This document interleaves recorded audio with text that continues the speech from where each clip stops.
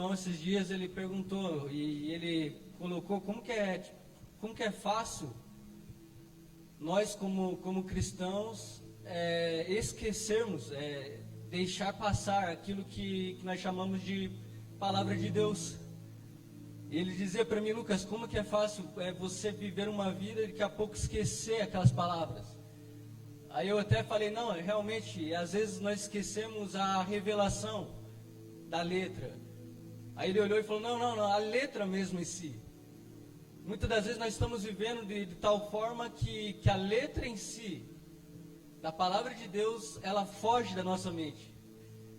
E no momento dessa conversa com ele, eu ali, e me vem à memória aquilo que é de costume, aquilo que os judeus eles fazem, eles carregam e eles têm a palavra na vista. Como de costume eles carregam e onde eles olham, ali tem a palavra escrita. E na hora eu pensei: pô, isso daí é um princípio que Deus ele queria nos ensinar. Ele estava apontando para algo, quando ele ensinou esses princípios para o povo judeu. Então é isso que eu quero fazer aqui nesta noite. Eu não sei como foi a tua semana, não sei como que está sendo os seus dias, mas como um irmão, como um servo de todos, eu quero compartilhar. Eu quero trazer a memória. Eu quero nesta manhã falar daquilo do que é eterno, daquilo que importa. E falando nisso, eu lembro da parábola do semeador, onde Jesus ele está contando que a palavra é lançada e ele coloca as diferenças dos solos. Jesus ele coloca como que esta semente, que é a palavra de Deus, ela pode ser roubada das nossas vidas. E ao falar disso eu consigo lembrar e trazer à minha memória como que o inimigo ele tem roubado aquilo que nós chamamos de palavra de Deus, daquilo que nós chamamos de evangelho. Por isso que é muito importante, e eu quero orar a Deus aqui nesta noite, nesta manhã. Eu quero orar a Deus para que, como Paulo ele fez pela igreja de Efésios, ele orou para que Deus ele nos dê espírito de sabedoria e de revelação. Não tem motivo a qual, se não for para que Deus ele ilumine os olhos do nosso entendimento. Não tem outro motivo a qual eu estou aqui como ministro do Evangelho, se não for para que Deus, ele, através do Espírito Santo, ele abra os teus olhos para aquilo que é eterno. Amém? Quantos estão aqui comigo? Vocês estão felizes? Eu estou feliz. Eu estou feliz. Eu sou muito grato, eu sou muito honrado em poder falar da palavra, em poder compartilhar aquilo que nós chamamos de evangelho. Por isso que eu quero, nesta manhã, falar sobre o que Paulo ele escreveu na carta de Romanos. Romanos capítulo 1, versículo de número 17. Quero ser provocativo, eu quero fazer você pensar um pouco nesta manhã. Espero mesmo que Deus ele transforme, ele mude a nossa forma de viver. Quantos aqui querem isto? Quantos querem aqui ainda tem fome por Jesus? Eu senti aqui um ambiente muito sobrenatural durante o louvor. Eu estava aqui naquele canto e realmente Deus ele estava falando forte, exclusivamente comigo, não sei com você, mas Ele estava falando forte ali, cara. Eu espero que você esteja dentro deste ambiente, aonde ainda o seu coração ele arde, aonde ainda o seu coração queima, ainda a sua boca ela tem sede, ainda onde o seu coração ele bate mais forte. Eu espero de verdade que o teu coração esteja assim, queimando, com sede, com vontade de ver o sobrenatural de Deus. E Paulo, em Romanos capítulo 1, que eu quero fazer a leitura, versículo de número 17, ele escreve assim: visto que a justiça de Deus se revela no Evangelho. Uma justiça que do princípio ao fim é somente, exclusivamente pela fé. Como está escrito: o justo viverá pela fé. Pode fechar a tua Bíblia, feche teus olhos. Pai, a sua palavra ela foi lida. Agora neste momento eu te peço que os nossos olhos sejam abertos. Não apenas, Pai, a nossa mente, mas o nosso espírito, ela venha ter revelação daquilo que está escrito, daquilo que está escondido na tua palavra, Jesus. Eu quero pedir para que neste momento, Pai, os nossos pensamentos, eu quero pedir que a nossa mente, ela venha ser levada cativa, ela venha ser levada presa até onde o Senhor está, Jesus. Que nada venha nos roubar da tua palavra, que nada venha roubar, Pai, o meu irmão, a minha irmã, de receber algo, Pai, da tua parte aqui nesta manhã. Em nome de Jesus, Senhor, nós te agradecemos porque sabemos quem o Senhor é. Nós sabemos o que o Senhor tem feito, Pai. E nós te celebramos porque sabemos, Pai, que a partir desta manhã, a partir, Pai, da revelação da tua palavra, nós temos a condição de não ser mais o mesmo. Nós temos, Pai, o potencial de ser mais parecido contigo. E é isso que eu quero te pedir, Jesus, no nome do seu Filho amado, Pai. Eu oro e te agradeço. Amém. A carta que nós lemos de Paulo, escrita aos irmãos que viviam em Roma, ela tem muito a ver com o que nós chamamos de reforma protestante. Nós passamos algumas semanas da celebração, e agora eu quero ler um dos versículos que eu acredito que seja dos mais célebres, dos mais conhecidos. É este versículo que Lutero ele olhou, ele leu e teve uma chave virada. Ele entendeu através do Espírito aquilo que estava escrito no papel e viu que era o próprio Deus falando com ele. Então eu quero falar sobre isso, sobre esta fé exclusiva, esta fé que ela é totalmente colocada numa pessoa. Paulo aqui ele está falando que o justo ele viverá por esta fé. Mas quando nós começamos a ler a carta de Romanos, você vai lá e começa pelo capítulo 1, pelo capítulo 2, pelo capítulo 3, e você vai entender o que Paulo ele estava narrando, o que Paulo ele estava querendo falar. Por mais que ele escreveu aqui no capítulo 1, no começo da sua carta, depois a seguir, adiante, ele começa a escrever. E o resumo da ópera, o resumo daquilo que Paulo ele escreveu foi que em nós, em que na humanidade não existe justiça, não existe bem, não existe bondade. Talvez você fale, não, Paulo estava sendo fatalista. Não, Paulo não estava sendo fatalista.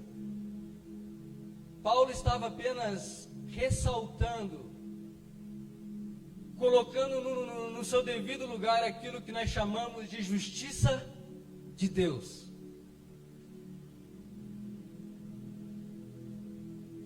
Paulo ele começa a falar, então, que não há um justo sequer. Mas como que não há um justo sequer?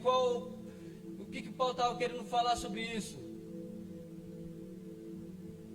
Agora então nós não somos mais declarados como justos? Nós não somos mais justificados mediante a obra consumada de Jesus? Quando nós estamos lendo, nós precisamos fazer uma leitura interpretativa da Bíblia. Entender qual era o momento que Paulo estava falando. Para quem Paulo estava narrando aquele texto, aquela carta. Porque este Paulo ele foi o mesmo que recebeu a revelação do Evangelho. É este mesmo que escreve ter recebido do próprio Cristo aquilo que ele escreveu. Nós podemos notar então que há uma certa incoerência, talvez, se você for de ler de qualquer forma, se você for bater o teu olho sem pensar, você chega na conclusão que Paulo está confuso. Mas é tudo o que Paulo ele não está, é confuso. E Paulo ele escreve: por esta fé exclusiva, esta fé única, esta fé direcionada, esta fé ela não é em qualquer coisa, esta fé ela não é em um objeto, esta fé ela não é nos meus pensamentos, naquilo que eu creio, naquilo que eu posso pensar e projetar na minha mente. Esta fé, Paulo ele deixa claro que esta fé ela é exclusivamente no Filho de Deus. Existe justiça quando nós temos a nossa fé exclusivamente no Filho de Deus. Fora disto, não há um justo sequer. Você pegou isso daqui? Aleluias! Fora desta justiça que é pela fé no Filho de Deus, não há um justo sequer. O que significa? Paulo ele foi fatalista. Paulo acreditou que a humanidade ela é má e não tem salvação? Não. Ele somente trouxe a humanidade, ele somente trouxe os irmãos que estavam em Roma e colocou eles numa posição, estado que eu chamo de justiça. Porque somente em Cristo Jesus nós podemos viver a vida de um justo. Amém? Fora da justiça de Deus que foi operada pela fé, esta justiça que é operada mediante a fé única em Jesus, não existe justo. Mas agora nós, que recebemos aquilo que João lhe diz, capítulo 1 do seu Evangelho, aquele que confessa, aquele que declara, aquele que reconhece que Jesus ele é o Filho de Deus, que Jesus ele morreu e ressuscitou, ele levou sobre si os nossos pecados, ele levou sobre si todas as nossas enfermidades. A estes que recebem o Filho de Deus é declarado justo. Ele complementa em 2 Coríntios capítulo 5, versículo 17, que agora em Cristo Jesus nós nos tornamos justiça de Deus. É esta vida, é esta justiça que eu quero falar sobre ela. E só existe um modo, existe só uma forma de você viver a vida de um justo. Eu quero que você preste bem atenção no que eu vou falar. Se você não fazer uma leitura do todo do Evangelho, daquilo que Paulo ele falou, daquilo que Paulo escreveu, daquilo que nós vivemos hoje como igreja, nós podemos cair naquilo que eu penso ser na vida de cruz. E todos nós devemos passar pela vida de cruz. Eu quero te provocar e fazer você pensar aqui nesta manhã. Não existe como você se tornar justo se você viver uma vida inteira de cruz.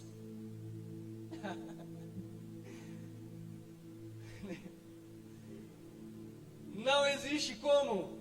Não tem condições. Não existe. Não tem como nós separarmos o cordeiro e o leão. Ou nós se alimentamos do cordeiro e do leão, ou nós vivemos uma vida que não tem salvação, uma vida que não tem frutos, uma vida que não tem generosidade, uma vida que não tem amor. Ou nós se alimentamos do cordeiro que traz a memória daquele que morreu por mim e por você, do cordeiro daquele que se entregou voluntariamente, sem esperar nada em troca, do cordeiro que, sem a pressão do Estado de Roma, sem a pressão dos religiosos, ele mesmo decidiu, através de um projeto estabelecido antes da fundação do mundo, através de um plano que já existia há muito tempo. Assim como a fé, ela é certeza de algo que nós não vemos. O plano, a obra consumada de Jesus, ela já era. Ela já era antes de tudo, antes da fundação do mundo, antes da fundação do decreto que aquele que transgredisse, daquele que pecasse, fosse pendurado no madeiro. Antes de tudo, Jesus ele já tinha decretado. Ele já tinha planejado que se entregaria no meu e no seu lugar. Este é o Jesus, o Cordeiro. Mas você quer viver uma vida de justo? Talvez você se pergunte: Lucas, o porquê que eu não vivo uma vida de justo? Por que eu não vejo a vida de Deus ela fluir de dentro de mim? Por que eu não sinto a revelação da palavra, a revelação do Evangelho, a vida do Filho de Deus, ela ser construída no meu interior? O porquê que eu não consigo, Lucas, ter o domínio contra o pecado? Uma das hipóteses pode ser a que você tem se alimentado, a comida que você tem se alimentado é do Cordeiro.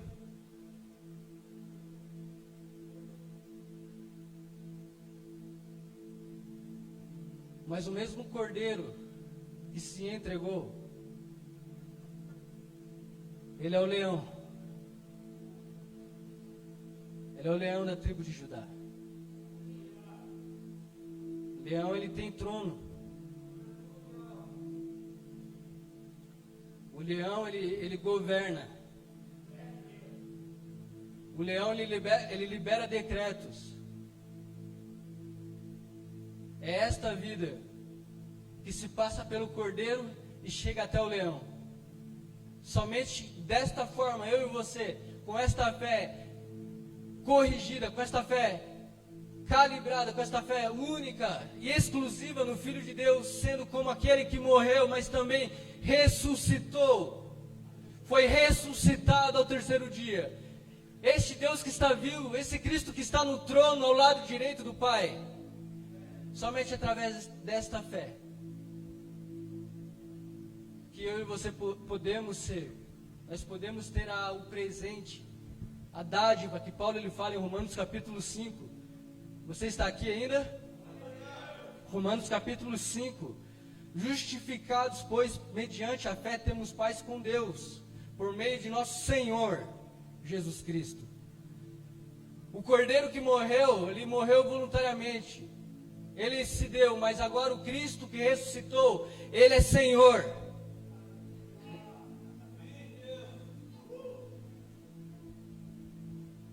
Esta é a vida que nós temos. Sabe por que esta é a vida que nós temos? Você deve estar pensando: qual vida, Lucas, que você está falando? A vida do Cordeiro e do Leão. Nós não fomos chamados para viver a igreja do Cordeiro, não.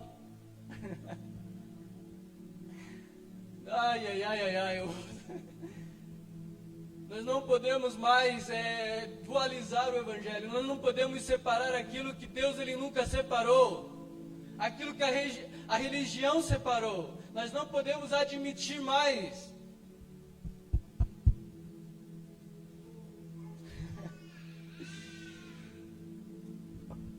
Aleluias, aleluias. Obrigado, Jesus, pelo teu Evangelho. Muito obrigado, Jesus, pelo teu Espírito. Aleluias. Glórias a Deus. E é neste lugar que nós percebemos a diferença do Cordeiro e do Leão. Quando nós olhamos para Jesus como o Senhor, quando nós olhamos para Jesus como Rei, como nós olhamos para Jesus como quem estabelece governo, nós olhamos para Jesus como quem é aquele que vai julgar todas as nações.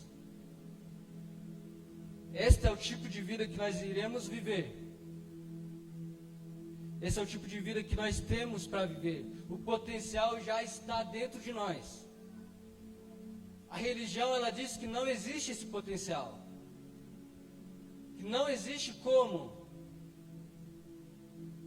Mas quando nós fazemos uma leitura e voltamos lá para Gênesis, nós observamos a maneira que Deus ele se relacionava com Adão.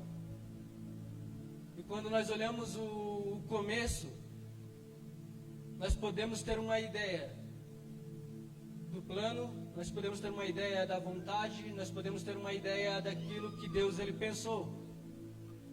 Deus ele nunca pensou em nós como após a queda de Adão. Deus nunca pensou em olhar para nós como filhos caídos. A vontade de Deus é que quando Ele enxergue nós, quando Ele olhe para nós, eu e você possamos dar uma resposta a Ele, à altura daquilo que Ele fez. Não de filhos caídos, mas de filhos que foram justificados pela fé. De filhos que foram resgatados do império das trevas e foram tirados debaixo do ministério da morte. É isso que Deus ele espera, que nós como igreja, que nós como filhos, que nós como crentes, possamos dar uma resposta a Ele, uma resposta ao Pai. A resposta que o Pai ele espera de mim e de você não é de filhos caídos. Porque quando nós damos uma resposta de filho caído, nós estamos apenas comendo do Cordeiro que morreu pelos pecados.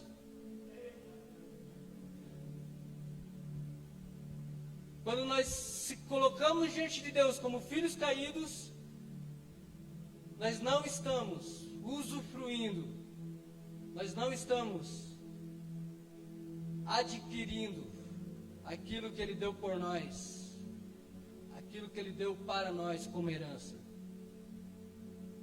Ele nos deu uma herança, e a herança é de nós nos tornar a sua imagem e semelhança.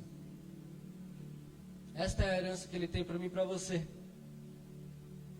Da mesma forma que Adão ele tinha a imagem e a semelhança, da mesma forma que Adão ele governava sobre a terra,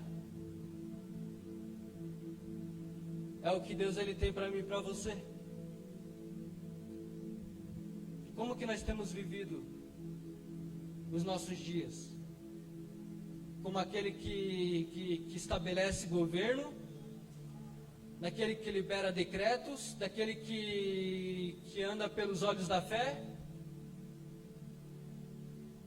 Ou como filhos que estão perdidos, filhos que não têm esperança, filhos que estão presos,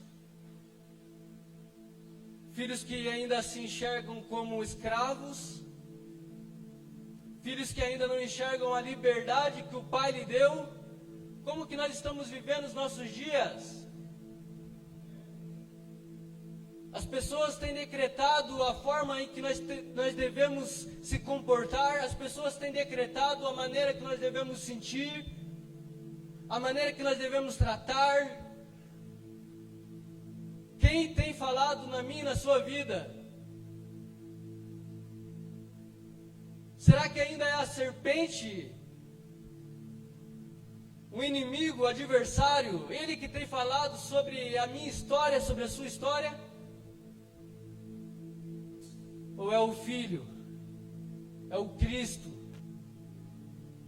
o Deus encarnado, aquele que andou aqui e consumou a obra do Pai, daquele que expôs o inferno inteiro, aquele que expôs naquela cruz, envergonhou o adversário, para que eu e você hoje pudéssemos viver uma vida ilimitada, uma vida aonde nós não somos mais guiados pelo que a religião fala, nós não somos mais guiados pelo que os nossos familiares dizem, mas nós temos a capacidade, o potencial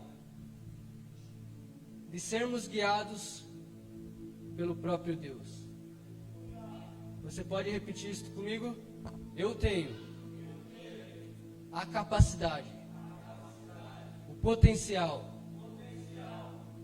de viver uma vida do tipo de Deus.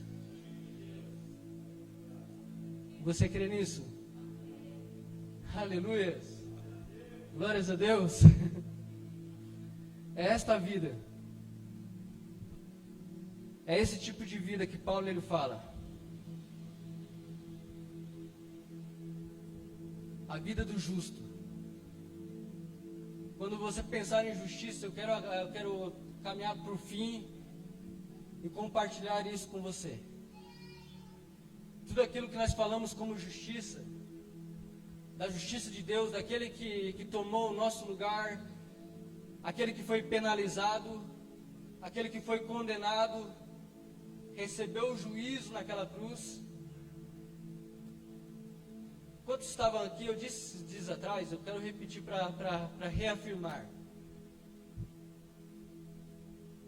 Justiça, quando nós pedimos por justiça, quando alguém comete um crime, quando alguém bate numa mulher, quando o homem bate numa mulher, quando alguém ofende o outro, quando alguém rouba o dinheiro que não é seu, não tem como roubar o dinheiro que não é seu. Quando rouba o dinheiro dos outros, nós pedimos por justiça. Mas quando nós pedimos por justiça, no nosso coração está que aquela pessoa ela tem que ser penalizada. E ela não é a justiça no todo, ela faz parte do processo da justiça. Mas a justiça ela acontece de fato quando aquela pessoa ela é levada presa, ela é levada condenada pelo juiz. Ela se vê agora encarcerada. Ela paga pelos seus atos. O processo da justiça está acontecendo. Mas a justiça de fato acontece quando aquele indivíduo ele cumpre a sua pena. Ele recebe a notícia que agora ele está livre. Ele está liberto. E quando ele pisa fora daquela prisão, daquele cárcere, quando a chave ela é girada e ele é livre, naquele momento, especificamente naquele ato, acontece, consome aquilo que nós chamamos de justiça. Foi isso que aconteceu na cruz. Jesus ele foi penalizado. Jesus ele foi condenado por mim e por você. Jesus ele recebeu o juízo. Ele recebeu a parte do processo da justiça no meu e no seu lugar. Ele recebeu por um motivo. Por um motivo a qual nós podemos hoje chegar aqui e dizer que nós somos livres. Nós somos libertos. Foi por este motivo que Jesus ele recebeu parte do processo da justiça. Ele recebeu o juízo, ele recebeu a penalidade, ele recebeu a condenação. Para que eu e você hoje pudéssemos receber a justiça de ser livre, da justiça de ser liberto. Quantos aqui vivem esta vida de liberdade, esta vida de liberto? Foi para isso que Jesus ele morreu no meu e no seu lugar. Foi para isso. É esta justiça que operou na fé que nós temos em Jesus. Eu quero terminar aqui. Esta justiça nos tornou justo. Eu quero encerrar aqui. O cordeiro recebeu a penalidade, mas o leão, ele nos deu a liberdade. Eu quero que você pense por alguns segundos. Liberdade do quê? Liberdade do que você precisa aqui nesta manhã? Feche seus olhos por alguns segundos. Eu quero que você traga a sua memória aí o que tem te prendido. Eu quero te trazer a memória se é a religião que tem te prendido. se é o que a religião ela fala na sua vida. Isso tem feito com que você não se movimente, isso tem feito que você não flua nos dons espirituais. Tudo que você viveu de experiências religiosas te trouxeram até aqui.